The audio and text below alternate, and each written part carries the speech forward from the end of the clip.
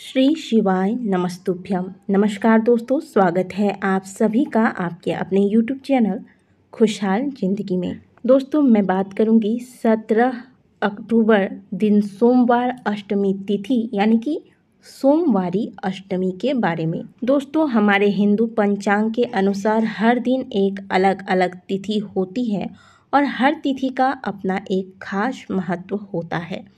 कुछ खास तिथियां हैं जो महादेव को समर्पित होती हैं, जैसे कि प्रत्येक महीने के दोनों ही पक्षों में आने वाले त्रयोदशी तिथि और प्रत्येक महीने के कृष्ण पक्ष में आने वाली चतुर्दशी तिथि, जिसे कि हम मासिक शिवरात्रि के नाम से जानते हैं। ये दोनों खास तिथियां महादेव को समर्पित है। इसके अलावा महाशिवरात्रि की जो खास तिथि है ये भी महादेव को समर्पित है। इनमें से ही एक है अष्टमी तिथि। वो अष्टमी तिथि जो कि सोमवार के दिन पड़ जाती है और सोमवारी अष्टमी कहलाती है। तो सोमवार के दिन जो अष्टमी तिथि पड़ती है ये महादेव को विशेष रूप से समर्पित है और महादेव के गुणों का गुणगान करने वाले ग्रंथ शिव महापुराण के अंतर्गत इसके बारे में विशेष रूप से चर्चा की गई है और कई ऐसे उपाय बताए गए हैं, पूजा विधि बताई गई है, जो कि सोमवार की अष्टमी तिथि को यदि भक्त महादेव के ऊपर पूर्ण विश्वास के साथ यदि कर ले तो उसके जीवन के सभी मनोरथ पूर्ण हो जाते हैं। सोमवार की अष्टमी तिथि पर किए जाने वाले ऐसे बहुत सारे उपाय हमने आपके साथ शेयर किए हैं और कई ऐसे भक्त हैं जिनको इसका लाभ भी प्राप्त हुआ है।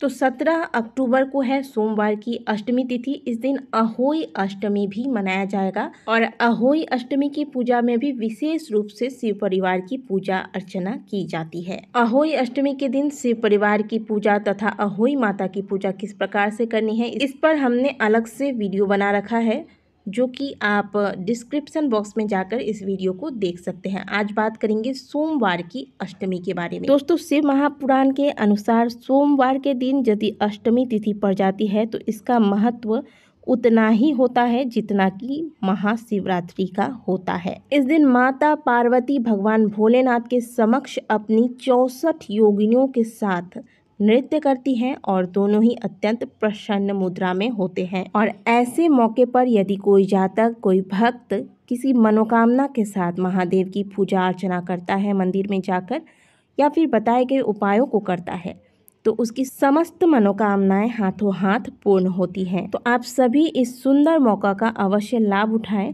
आप अगर और कुछ भी नहीं कर सकते तो आज के दिन प्रदोष काल में जाकर महादेव के शिवलिंग पर एक लोटा जल अर्पित करने के बाद मात्र एक बिल्व पत्र ही अवश्य अर्पित करें। इससे भी आपको महादेव की परम कृपा की प्राप्ति होती है। अब मनोकामनाओं की पूर्ति के लिए विशेष क्या करना है? दोस्तों, महादेव के मंदिर में दो चीज़ों का बहुत विशेष महत्व होता है। एक तो होता है जल का, दूसरा होता है दीप का, यानी कि दीपक प्रज्वलित करने का, जिसका वर्णन स्वयं शिव महापुराण में किया गया है। तो आज का जो विशेष उपाय है वह दीपक का ही है।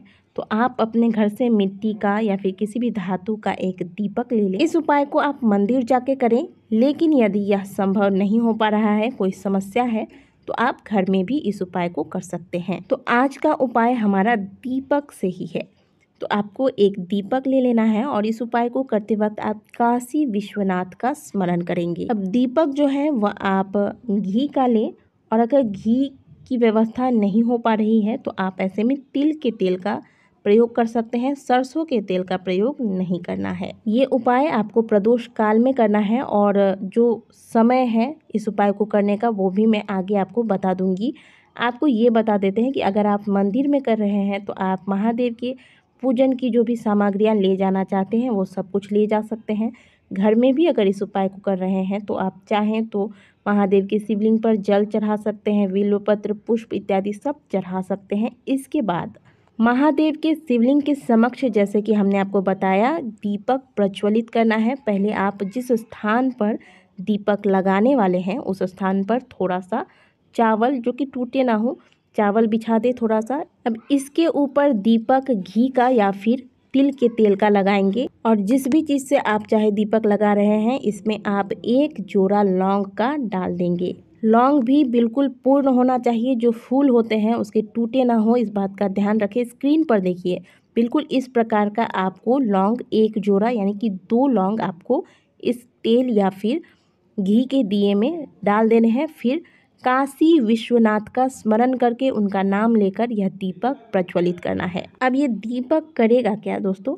ये दीपक बाधा मुक्ति का दीपक है। आपके मार्ग में जो भी बाधाएं आ रही हैं, शत्रु से परेशान है, शत्रु के वजह से जीवन में बाधाएं आ रही हैं, विवाह होने में विलम्ब हो रहा है, नौकरी या फिर व्यापार में बाधाओं का सामना करना पड़ रहा है, तो ये सारी बाधाएं महादेव की कृपा से, तो ये सारी बाधाएं आपकी जो है वह नष्ट हो जाएंगी। शिव महापुराण के अंतर्गत गुण निधि की कथा आती है, जिसने कि अपने तन की कमीज को फाड़ कर फिर महादेव के मंदिर में उजाला किया था और फिर महादेव की कृपा से उसे कुबेर का पद प्राप्त हुआ। इसीलिए कहा जाता है कि महादेव के मंदिर में जब भी जाए तो एक दीपक अवश्य प्रज्वलित करनी चाहिए। और आज के दिन यानी कि सोमवार के अष्टमी के दिन अगर आप इस प्रकार से जो विधि बताई गई है, काशी विश्वनाथ का स्मरण करके इस दीपक को लगाएं और उनके सामने हाथ जोड़कर झोली फैलाकर अपनी प्रार्थना कहें, उनसे अपनी कामना कहें। इसके बाद कर्पूर से महादेव की आरती अवश्य कीजिएगा। तो बहुत ही सुंदर सा और सरल सा उपाय है, इसे कोई भी कर सकता है, आप घर पे भी कर सकते हैं।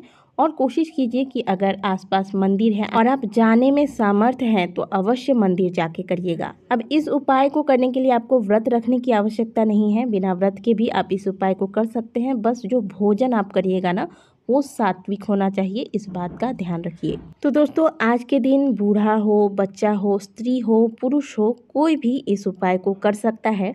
और आप अगर किसी भी समस्या से परेशान हैं तो महादेव के शरण में आए। महादेव के शरण में आने के बाद आपको कभी निराश नहीं होने पड़ेगा, ये तो तय है। आप जो भी सोचेंगे उससे आपको यानी कि आपको अपने सोच से भी ज़्यादा प्राप्त होगा, ऐसा मेरा पूर्ण विश्वास है। और ऐसा ही विश्वास आपको भी मन में रख कर फिर इस उपाय को सोमवार की अष्टमी तिथि पर करना है। और इस उपाय को सोमवार की अष्टमी तिथि पर प्रदोष काल में करना है। और प्रदोष काल कौन सा होता है? सूर्यास्त आपके शहर में जिस समय में सूर्यास्त होगा उसके ठीक पहले के 45 मिनट और सूर्यास्त होने के बाद के 45 मिनट का जो समय होता है वो प्रदोष काल कहलाता है। तो इस दौरान आपको ये उपाय कर लेना है। तो 17 अक्टूबर सोमवारी अष्टमी के दिन प्रदोष काल में कर लीजिए इस उपाय को और महादेव के कृपा के भागी बनिए। वीडियो अच्छी लगी हो तो वीडियो को लाइक कीजिएगा, कमेंट बॉक्स में काशी विश्वनाथ की जय अवश्य लिखिएगा। मिलते हैं आपसे अगले वीडियो में, तब तक के लिए ओम नमः शिवाय, हर हर महादेव।